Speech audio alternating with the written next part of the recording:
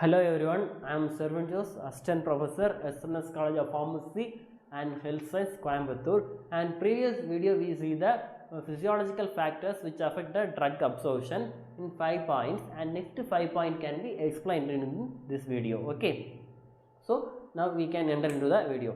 So sixth one is the enzymatic activity. So enzymatic activity is the presence in the gastrointestinal tract and liver. So enzymes are which most commonly present in the gastrointestinal tract and liver.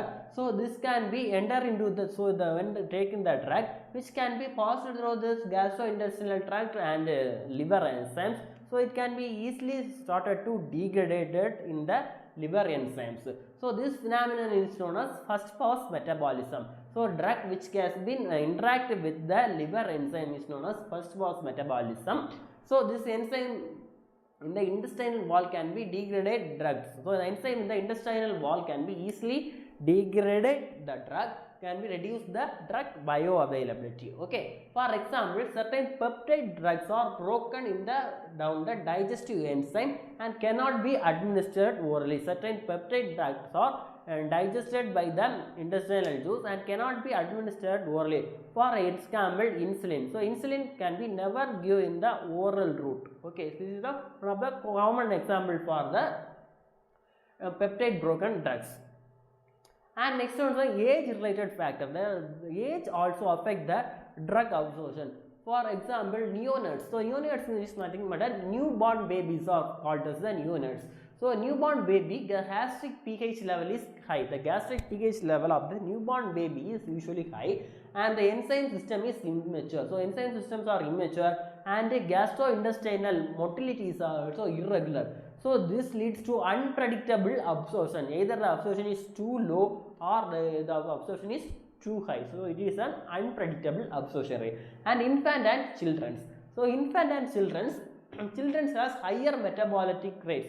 So children usually have higher metabolic rate in the different body composition, which can be leads to or alter the absorption pattern. And elder patients. So usually elder patients which they have low BP, low blood pressure, so their blood flow will be usually decreased and decrease the secretion of gastric juice. So gastric juice can be pancreatic juice or the stomach induced juice also be reduced, and this lower GI motility. So the elder patient has lower GI motility. So these are the common factors which affect the absorption of the drug in the elder patients. And next is the disease condition. The various disease condition which also affect the drug absorption. Example, gastrointestinal disease. The various gastrointestinal disease like Rohan disease and ulcer colitis. So these are the disease, even the infection, the damage the intestine lining, and they are the type of disease also disease in the intestine that can be also reduce the drug absorption. And cardiovascular disease. So heart is a major pumping organ. If the heart have any disease or heart have any problem, so blood flow will be reduced. If the blood flow will be reduced, we see in the previous video, the blood flow will be reduced, the absorption rate will be low. And liver disease. If the liver have any liver is a major metabolic organ. If it is affected by the liver disease, the metabolism rate is low, so the drug absorption is also severely decreased. And presence of food. If the stomach presence of any type of food, that can be also affect the drug absorption. The food may be delay the gastric emptying, pH, and interact with chemically with the drugs. In some, if for example, mostly grape juice or cannot be taken with the any type of drugs. So because the grape juice is easily interact with the drugs, so grape juice cannot be taken with the any type of drugs. So some drug can be better absorption with food, while should not on the empty stomach. Some drugs are having higher absorption when it's taken with food, and some drugs have lower absorption when it's taken with the food. So that some drugs are taken before food and some drugs are prescribed take after food. Okay, for example, fatty meals.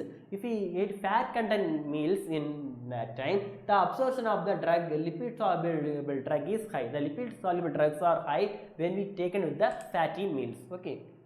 Next, cardiac rhythm. So cardiac rhythm is the biological clock. So the cardiac rhythm is nothing but the biological clock.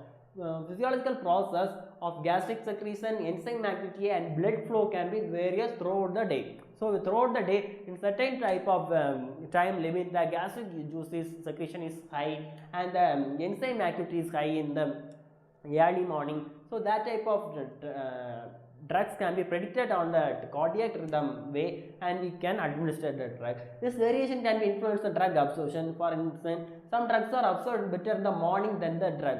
So some type of drugs are usually absorb highly in the morning but lowly in the night. So that type of drugs are given in the early morning, and some type of drugs are most commonly absorbed in the night. Then some type of drugs have sleeping effect like anti-epileptic like clonazepam and valproic acid. So this type of drugs are given in the night time, because if we take in the morning time we cannot do the regular activity. So that also one of the factor we can add it in the drug absorption, not in the drug absorption, we can add it in the drugs. Okay.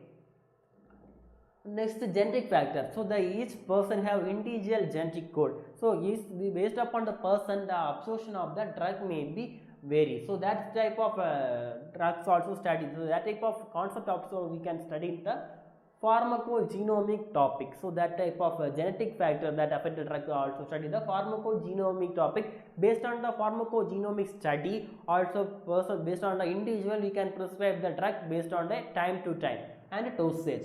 So these are the factors which are the major factor which affect the drug absorption. I hope this video is useful for you, and thank you for watching video. Have a great day.